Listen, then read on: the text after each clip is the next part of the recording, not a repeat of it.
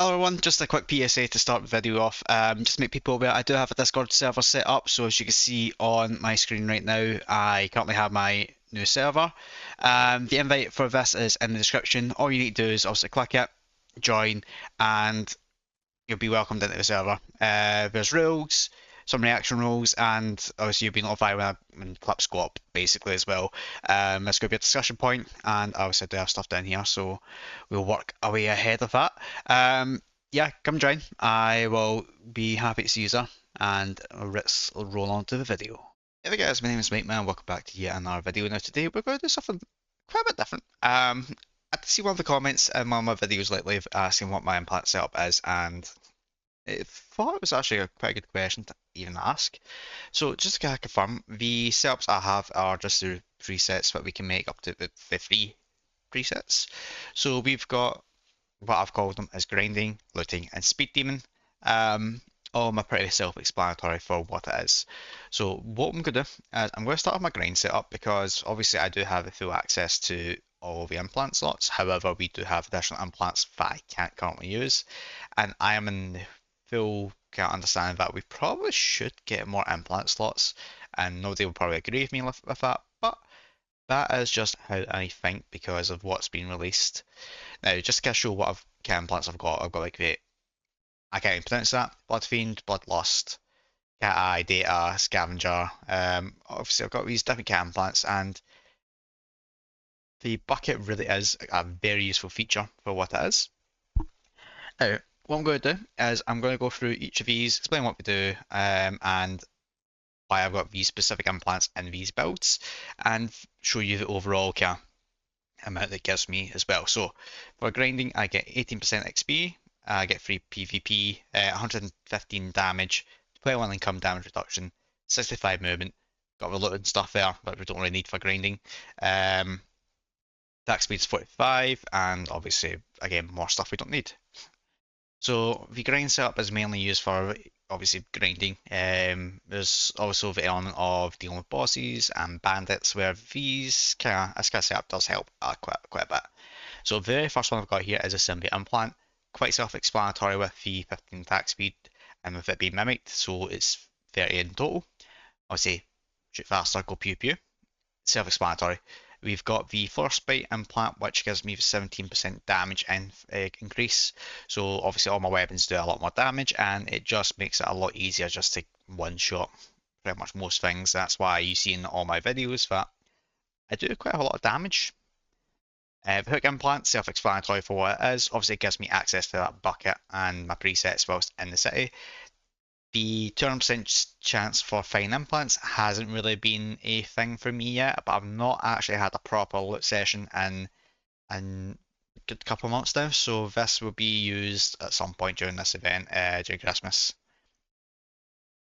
Yeah, the Mastercraft implant. Now, this one, I'm not going to lie, is probably one of the better ones for the grinding build, specifically when it comes to boss hives or any kind of boss that drops a guaranteed Mastercraft.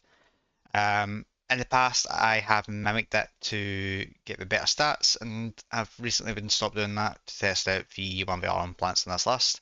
But this is a very crucial implant, especially to make sure you get your money worth in a sense. So I would probably definitely recommend this regardless. We've got the Havoc, which gives you 7% damage, sorry, XP and 8% damage. Now, the XP at 415 doesn't really matter. I probably could swap that out. Let's see. Um,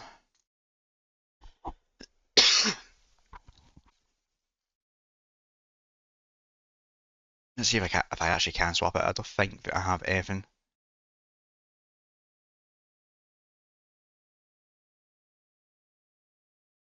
Yeah, I don't think I have anything I can actually use for it. I mean, 6, 4, 5, 6. I'm losing 3, but I'm getting. So if anything, I would probably change that for something a lot more damage. But that's does help anyway. It did help when I got to get to this level anyway.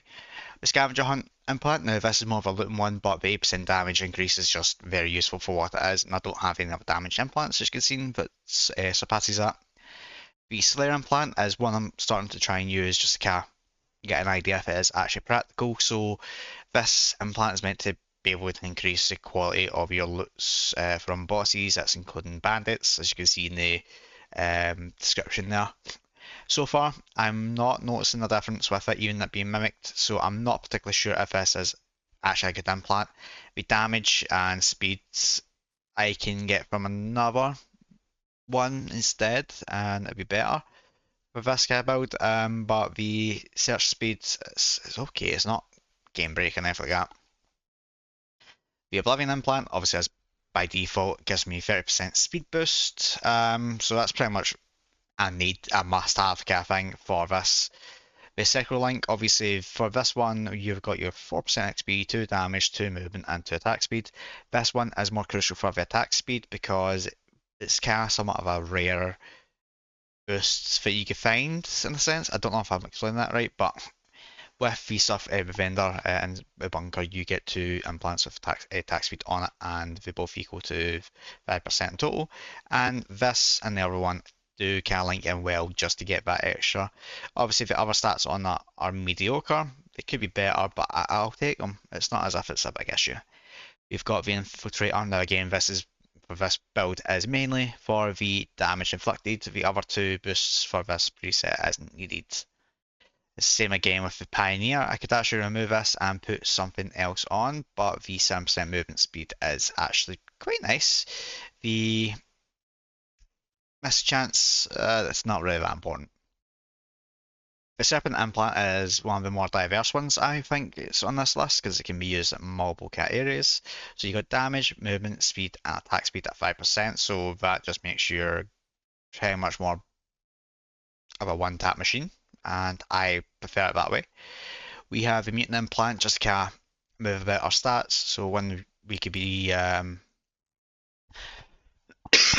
sorry about that. So one we could actually just go. No, for the moment for me, I just go full on either speed or damage.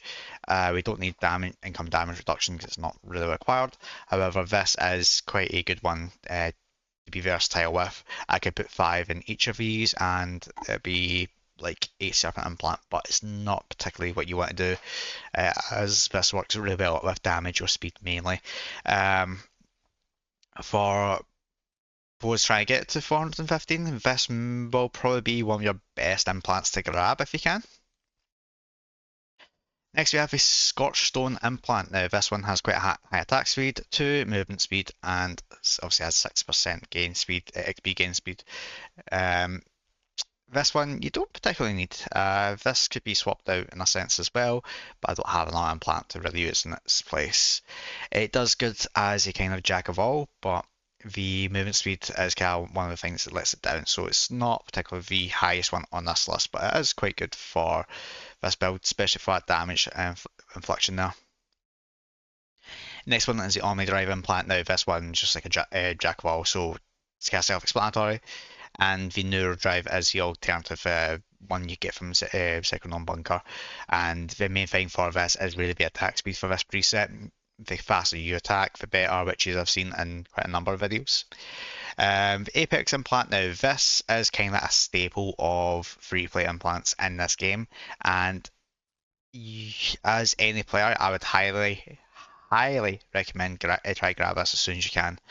The 8% and are just spot on. The income damage reduction is probably the best point of this. So obviously, whilst you're grinding, if you get hit, you're not exactly going to be like dead or one hit kind of thing. You're going to be tanking it.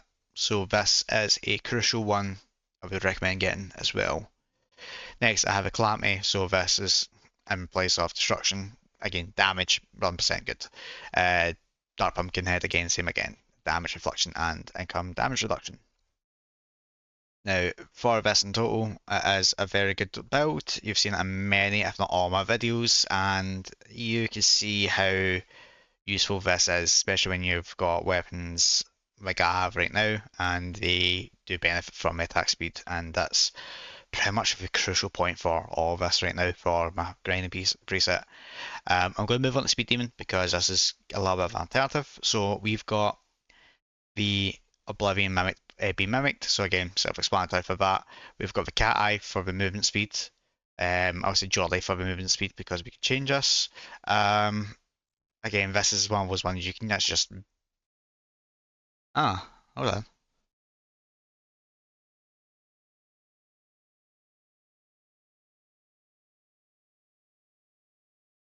Huh, interesting. Okay. So I could use that to offset something on the other side. Again, movement speed for a mutant implant on Speed Demon. Golden Pumpkinhead because speed. Sugar Rush, speed. Pretty much everything on this list is going to be for speed. So just gotta show you how over what's here because there's no need to explain this as much. Obviously, I've got the run implant because it's actually really good. Hook down there, Apex as well, and obviously Frostbite. And as you can see, I've got 126 movement speed, and obviously with Ultra Boost, I've got another 55%, and I've got a 10% movement speed from Excel Mesh. The looting one is kind of the big daddy of them all because this is the most important one for me. So I'm mimicking the Mastercraft implant. Obviously, when I'm looting, you do get more Mastercrafts depending on where you go, and obviously Mastercraft had its revamp of fixed scrap price, so it's really good at this stage. I've got the Jingle Bell implant for pretty much the Jack of all there, more specifically the movement, more loot spots there. That's more crucial to maximise gains. Again, hook implant. Symbiote, obviously this can be removed technically if you really wanted to, but it's nice to have that fast. Golden Rabbit implant, obviously the takeaway from this one is like a looter implant, but it's got XP gain on it, and it is just a bit more versatile with the amount of stuff you can loot there, so you're not diverging into one specific thing. Same again, the scavenger implant, it's got good stats to pick up stuff. The Bloodlust is one of those miscellaneous ones where you can just use it to your build to make sure you can survive the city. The damage, the movement, and income damage reduction do really help with this. This search speed helps at the same time. Oblivion implant, self-explanatory yet again. The Dawn Scavenger implant because it's got the loot spots, even though it's 5%. The other aspects of this is really good, and honestly, for being a part of the looting build as well. Infiltrator I've explained, and the Pioneer you can see as well. We have the Elf Implant, which was one of those ones that does actually give you quite a lot of loot spots again, and it's very much crucial for a looting build in 2025 and soon to be 2026. Unless they want to buff this to like X-Elf Implant or something like that, this will be quite a staple for most, if not all, looters, just for those extra spots. Fortune Implant, obviously, as you can see, this is one of those ones that can just be diversified into several different spots. I don't know why I've got ammo as my looted thing, but that's fine. We can change it at any point. I would probably go with armor in Raven Ridge, and I would probably go for weapons in Death Row. Reason being is because of the kind of versatility there for what you can get. Raven Ridge, the armors are 75 or 45 plus, or 40k plus to scrap, where weapons down in Death Row are just a bit better for scrapping. We've got the Versatility implant, which would replace a Jack of all, but as you can see, it's kind of self-explanatory for what it is. Omnidrive, already discussed. The Looter implant, which is probably my first early that I actually bought off the market. Yeah, you can see why it's on there. Again, Apex is on there. The Prophecy implant, obviously, with that negative 20% damage, we do need to have our stuff about just to kind of offset that in a sense. We want to make sure we can kill without worrying about actually dealing with things. And last but not least, the Ocular Eye, again, minus 5% damage infliction, but it's got a really good cash loot. It's kind of useless at the same time because cash loot isn't superior. I would actually have taken ammo over it, but it's kind of like an Jack of all, if not better, implant to just use and carry about. Yeah, obviously you'll notice, obviously I don't use the Gambler implant here, like a dealer, or the Gambler implant. The reason being is just I don't think it would be beneficial for me to use it. Plus, the stats are actually decent. I don't want to get anything negative. it'd be great to get all of them positive anyway. But yeah, that's the setups I use. The overall car bonus for this is pretty damn good for looting. And obviously with gold membership on top of that, and then there's the event stats. I walk away with about 1.5 mil in Raven Ridge per run, and about the same actually in Death Row per run after I kid. So I would say it's pretty much a good build. Obviously, not everyone's going to have these. If you have any questions regarding any of this, please let me know in the comments. I shall see you guys later, and goodbye.